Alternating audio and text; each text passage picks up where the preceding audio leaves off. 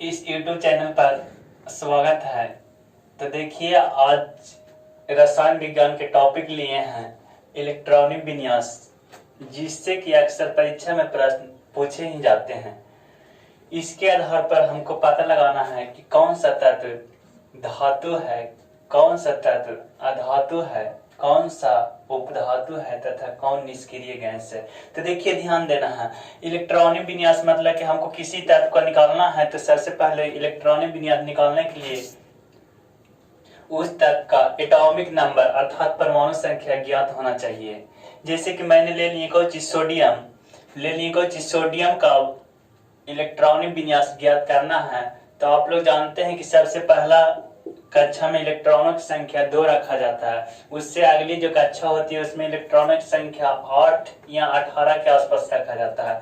लेकिन इससे जो तीसरी कक्षा की संख्या होता है उसमें 18 से लेकर 32 तक रखा जाता है। तो ध्यान दीजिए, इसी प्रकार से आगे चलते जाता है। तो ध्यान दीजिएगा, जैसे सोडियम लिखें तो सोडियम के परमाणु संख्या होता है 11। कितना होता है? 11। तो देखिए, इसके पहला कक्षा में इलेक्ट्रॉनों की संख्या कितना रखेंगे?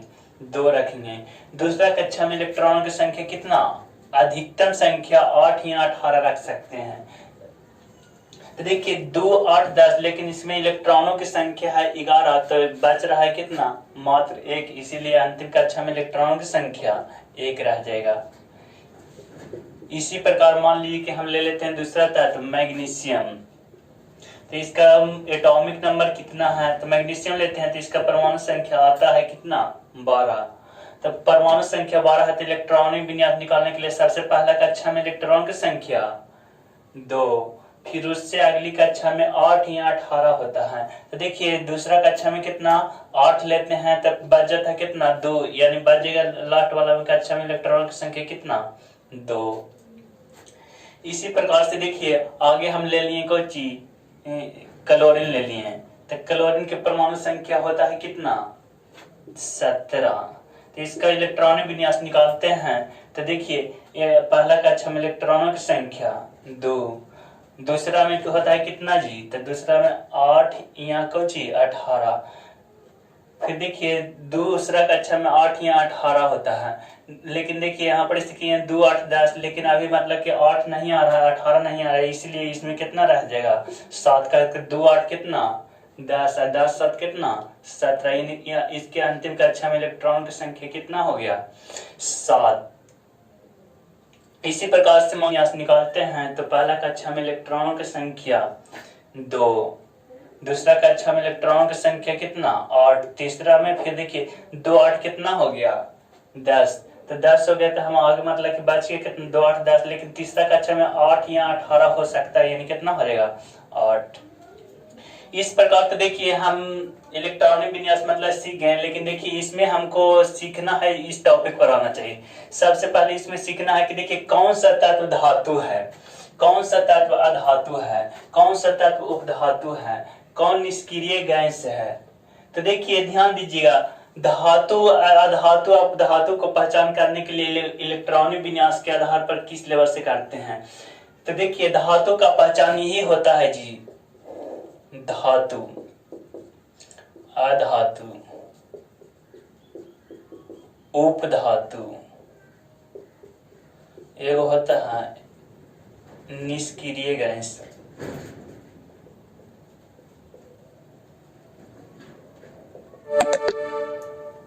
निष्क्रिय गैस को पहला हुआ कुछ धातु, दूसरा अधातु, तीसरा उपधातु, चौथा निष्क्रिय गैस। निष्क्रिय गैस को कहा जाता है अक्रिय गैस भी। तो ध्यान दीजिएगा, कहता है कि देखिए कोई भी तत्व धातु कहलाता है तब यदि हम किसी तत्व का इलेक्ट्रॉनिक विन्यास निकालते हैं, यदि उसके अंतिम कक्षा में इलेक्ट्रॉनों की संख्या 1, 2 या कितना? 3 हो। यानी देखिए 1, 2 और 3 हो, तो यदि किसी भी तत्व का इलेक्ट्रॉनिक विन्यास निकालते हैं, अंतिम कक्षा में इलेक्ट्रॉनों की संख्या 1, 2, 3 होता है, तो वह तत्व कौन होता है? धातु होता है। दूसरा देखिए अधातु कहता है, तो अधातु के बारे में बोलता है कि जिसके अंतिम कक्षा में इलेक्ट्रॉनों की संख्या 5, 6 एवं कितना? 7 होना चाहिए। अगर जिसके अंतिम कक्षा में इलेक्ट्रॉनों की संख्या 5, 6 और 7 आता है तो वह तत्व अधातु होता है। उसके बाद देखिए कहता है कि उपधातु, तो उपधातु कहता है कि जिसके अंतिम कक्षा में इलेक्ट्रॉनों की संख्या 4 होना चाहिए। देखिए इलेक्ट्रॉनों की संख्या कितना होना चाहिए, 4। इसी प्रकार से देखिए निष्क्रिय गैस ले लेते हैं, तो निष्क्रिय गैस के बताता है कि जिसके अंतिम कक्षा में इलेक्ट्रॉनों की संख्या कितना, 8 होना चाहिए। यानी जिसके अंतिम कक्षा में इलेक्ट्रॉनों की संख्या 8 है वह है कौन सी है, निष्क्रिय गैस है। तो देखिए इसके आधार पर हम याद करते हैं कि कौन सा तत्व धातु है, कौन सा तत्व अधातु है, कौन सा तत्व कौन सी उपधातु है।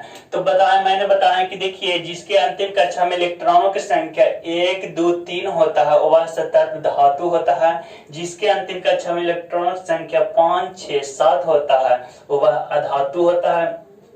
तथा जिसके अंतिम कक्षा में इलेक्ट्रॉनों की संख्या 4 होता है वह उपधातु होता है। तथा जिसके अंतिम कक्षा में इलेक्ट्रॉनों की संख्या 8 होती है वह निष्क्रिय गैस या अक्रिय गैस होता है। तो ध्यान दीजिए जैसे कि मैंने पहला तत्व लिए थे कौन चीज, सोडियम लिए थे। तो सबसे पहले इस सोडियम को मतलब कि हमको पता लगाना है कि धातु है, अधातु है, उपधातु है, चाहे निष्क्रिय गैस है।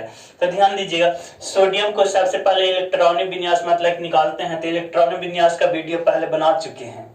तो ध्यान दीजिएगा देखिए इसको इलेक्ट्रॉनिक विन्यास निकालने के लिए सबसे पहला कक्षा में इलेक्ट्रॉनों की संख्या कितना, 2 होना चाहिए। तो पहला में 2, दूसरा में कितना, 8 या 18 होना चाहिए। तो देखिए दूसरा में 8 ले लिए तो बच गया कितना, 1, यानी कितना, लास्ट में इलेक्ट्रॉनों की संख्या 1 है। यानी अर्थात हम कह सकते हैं कि सोडियम क्या है, तो सोडियम क्या है, धातु है। दूसरा ले लिए कौन सी, दूसरा तत्व हम ले लिए कौन सी, मैग्नीशियम। अगर मान लीजिए पूछा है कि मैग्नीशियम क्या है, इलेक्ट्रॉनिक विन्यास के द्वारा बताइए कि मैग्नीशियम धातु है, अधातु है, उपधातु है, चाहे निष्क्रिय गैस है।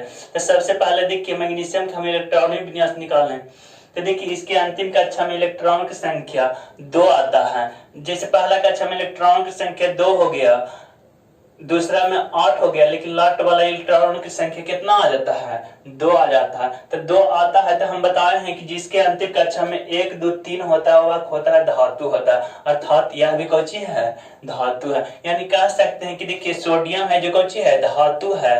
उसके बाद कह सकते हैं मैग्नीशियम भी क्या है, धातु है। उसके बाद देखिए आगे ले लिए हैं क्लोरीन।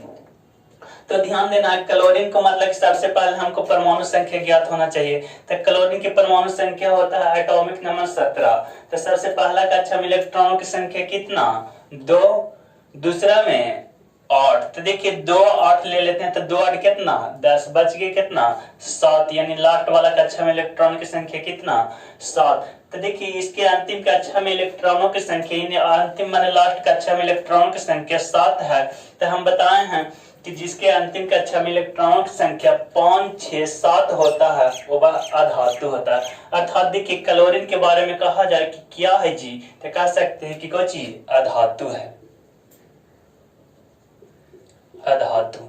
इसके बाद देखिए आगे दूसरा तत्व ले लिए हैं जिसका नाम है आर्गन। तो आर्गन के परमाणु संख्या होता है जी 18 होता है। तो देखिए जब इससे सबसे पहले इसके इलेक्ट्रॉनिक विन्यास निकालते हैं तो पहला कक्षा में इलेक्ट्रॉनों की संख्या 2, दूसरा कक्षा में इलेक्ट्रॉनों की संख्या 8, लेकिन शेष बच गया 2, 8 कितना, 10, लेकिन शेष बच गया कितना, 8। यानी इसके अंतिम कक्षा में इलेक्ट्रॉनों की संख्या 8 आ रहा है। तो देखिए यहाँ पर हम बताए हैं कि जिसके अंतिम कक्षा में इलेक्ट्रॉनों की संख्या 8 होती है वह होता है जो निष्क्रिय गैस होता है। तो देखिए इसके अंतिम कक्षा में इलेक्ट्रॉनों की संख्या 8 है, अर्थात यह कौन सी है, निष्क्रिय गैस है।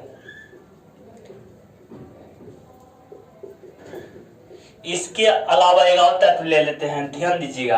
जैसे कि ले लिए सिलिकॉन।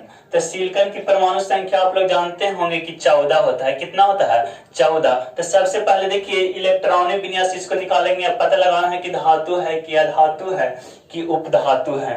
तो ध्यान दीजिएगा देखिए सिलिकॉन लेते हैं तो इसका परमाणु संख्या 14 होता है। तो पहला कक्षा में इलेक्ट्रॉनों की संख्या 2, दूसरा कक्षा में इलेक्ट्रॉनों की संख्या अधिकतम न्यूनतम 8 से लेकर 18 तक हो सकता है, यानी 8 से 18 के बीच होता है। तो दूसरा कक्षा में इलेक्ट्रॉनों की संख्या ले लिए 8।